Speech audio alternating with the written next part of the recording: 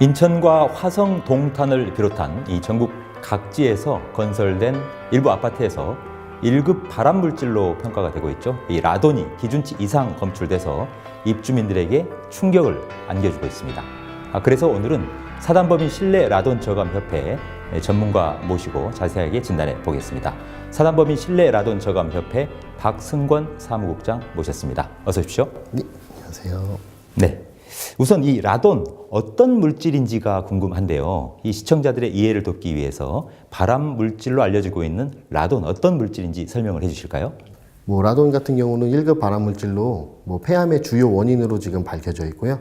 이런 것들이 이제 무생무미 묻히기 때문에 이제 우리들이 쉽게 인지할 수 없고 오로지 센서에 의해서 거기에 나타나는 숫자에 의해서만 알 수가 있기 때문에 훨씬 더 위험하죠. 네, 폐암을 유발할 수 있는 그런 물질이군요. 손으로 만질 수도 없고 맛을 볼 수도 없고 느낄 수도 없고.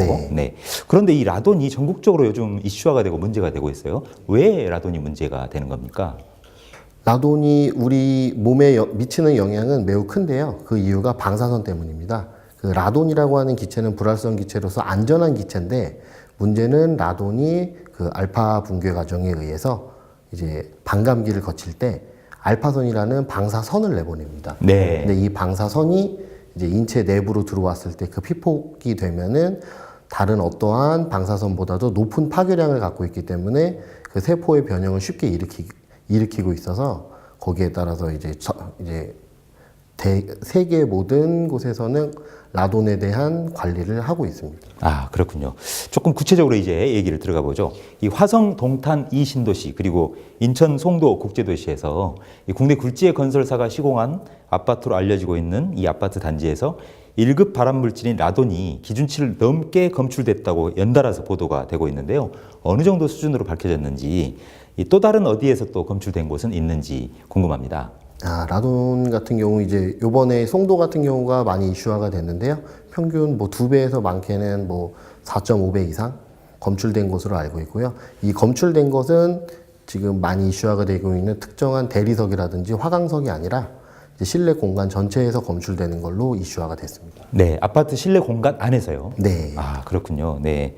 이 5개도 아닌 실내에서 또 이 안방이나 화장실 이런 공간들도 포함될 것 같은데요. 그렇게 많은 양이 검출됐다는 게 좀 이해가 안 가기도 하고 믿기지가 않는데요. 자세한 상황에 대해서 설명을 해 주시겠습니까? 그러니까 우리나라 같은 경우는 이제 화강암지대로 이루어져 있습니다. 그렇기 때문에 다른 나라보다도 더 높은 라돈 수치를 기록하고 있고요. 보통 세계 상위권의 실내 라돈 농도가 우리나라에 지금 보고가 되어 있습니다. 그렇기 때문에 우리나라는 적절한 관리를 해야 하는데 아직까지는 그러지 못하고 있고요.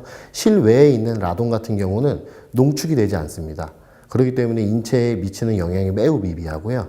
그다음에 실내로 그게 들어온다면은 미량이라도 계속 농축이 됩니다. 그 이유가 요즘 같은 경우는 밀폐율이 워낙 좋습니다. 네. 그렇기 때문에 에너지 효율이나 이런 것을 따져서 이제 밀폐율을 높여놔서 요즘에는 거의 100%에 가까운 99점 몇 프로짜리들이 많이 나오고 있어서 그러한 걸로 인해서 지금 라돈은 밖으로 나가지를 못하고 계속 실내에서는 쌓이고 있습니다.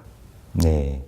실내에 계속 머물면서 우리 인체에 축적이 되고 있다 이렇게 보면 되는 건가요? 예. 그래서 지금 일부 아파트 같은 경우에서 높게 나오는 경우가 그 실내에서 사용되어 있는 대부분이 그 석고보드라든지 아니면은 시멘트, 콘크리트를 양생할 때 쓰는 그 물, 그 다음에 돌, 모래 이런 것들이 양생을 하는데 한 번에 이때 이 돌이 예전에는 강자갈을 사용했지만 요즘 같은 경우에는 그 강자갈의 비용이 비싸기 때문에 화강암 파쇄석을 씁니다.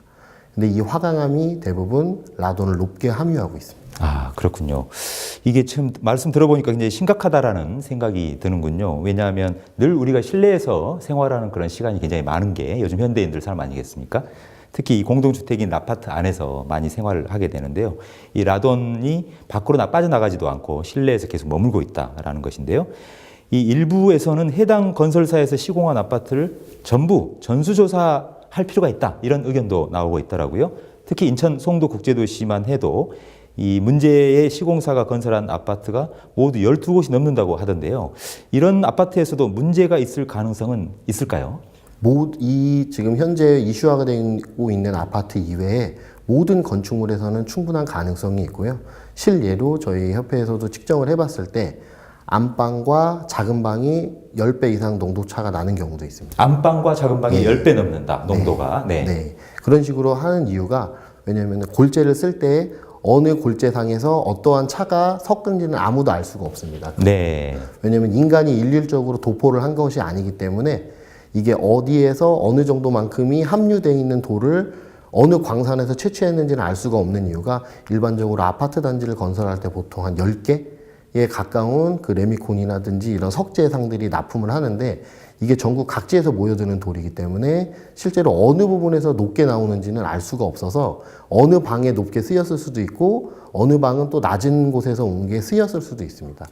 예, 그렇기 때문에 전수조사를 원칙으로 해야 된다는 말은 맞지만 실제로 행하기가 그 비용 문제도 있고 시간 문제도 있어서 어려운 경우가 많습니다. 네, 간단치만은 않은 그런 문제군요.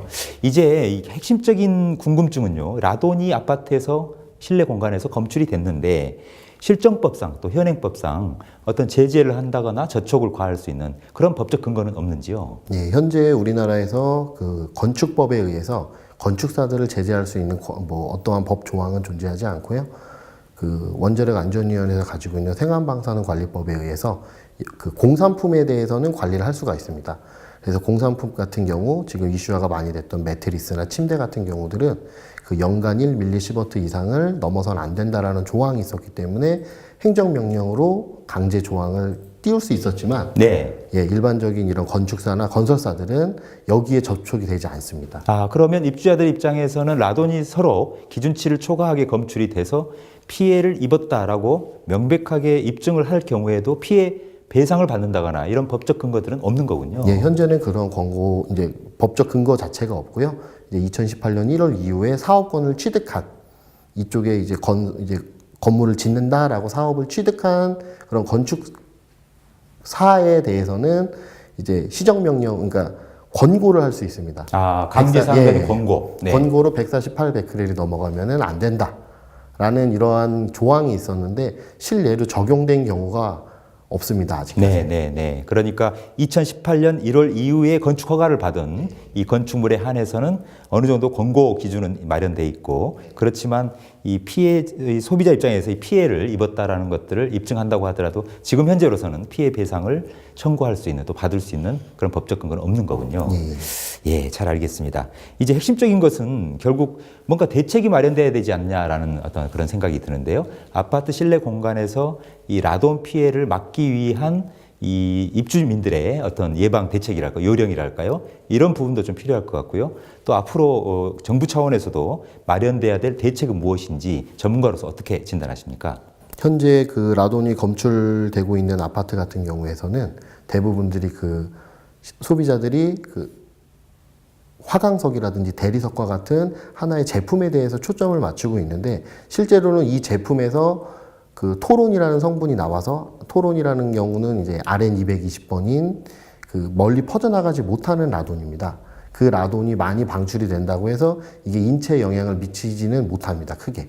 50cm만 벗어나도 여기 전파력이 약하다는 게 이미 과학적으로 증명이 됐기 때문에 이것이 아니라 실제로 우리가 현행법상 관리하고 있는 RN222번인 라돈이 3.8일 동안 공중을 떠다니면서 인체에 영향을 미치기 때문에 실제로는 실내 공기 질을 관리하는 것이 매우 중요합니다. 그래서 서양 같은 경우도 건축물을 지을 때 처음에 프로텍션이라 완벽한 보호를 최우선으로 하고 이 보호가 뚫렸다면은 실내 공기 질 자체를 관리합니다. 네. 왜냐면은 어디서 온 돌인지 알 수가 없어요. 전수조사를 할 수가 없기 때문에 큰 건축물 같은 경우는 그래서 어느 정도 일정량의 그 건축 자재에 대한 기준은 있지만 전수조사가 선행될 수가 없기 때문에 이제 실제로는 실내 공간에서 있는 공기질을 뭐 미세먼지나 VOC나 CO2나 같이 똑같이 라돈도 뭐 어느 정도 이상이 올라가면은 환기시설로 강제로 이제 배출이 되게끔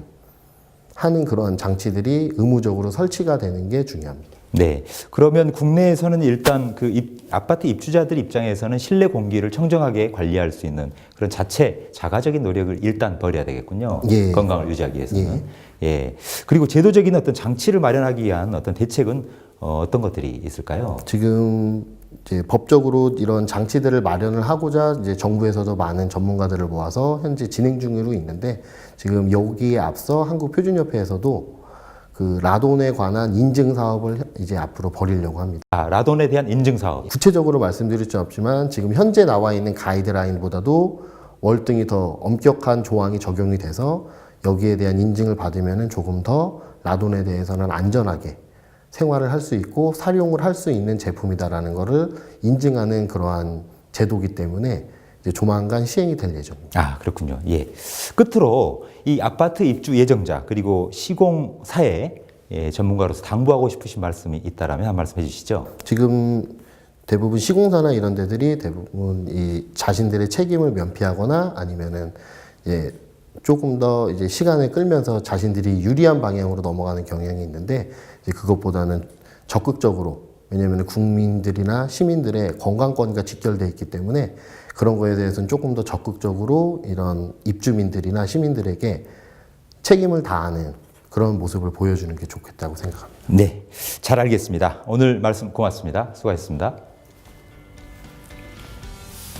네, 얼마 되지 않은 최근에 신임 국토교통부 장관 이 후보자에 대한 국회 인사청문회가 열렸었죠. 소득 수준과 주택 가격을 감안할 때 이 대한민국의 주택 구입비 부담 수준이 선진국보다 월등히 높다, 이렇게 말한 바가 있습니다. 힘들게 혹은 꿈에 부풀어서 어렵게 마련한 내 집이 라돈이 검출되는 집이다 라면 여러분은 어떻게 하시겠습니까? 이 라돈 검출, 결코 나만 아니면 되겠지, 이런 생각으로는 해결할 수 없는 문제가 된 것 같습니다. 건설 업체들은 당장 해결책을 마련하는 데 힘을 써야 되겠고요. 입주민들에게 적절한 대책을 마련해 줘야 하지 않을까, 이렇게 생각이 듭니다. 이번 주 시사쇼는 여기까지입니다. 저는 다음 시간에 찾아뵙겠습니다.